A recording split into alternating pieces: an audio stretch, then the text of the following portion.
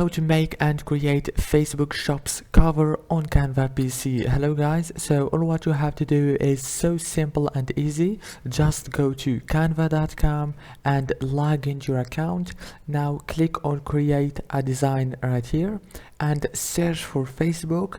Go down and click on the last option, Facebook Shops cover. Click on it, it will take you directly to this page. Now here choose any template you want. For example, I'm gonna choose this one. As you can see, you can edit everything right here. You can add your product and it looks so professional.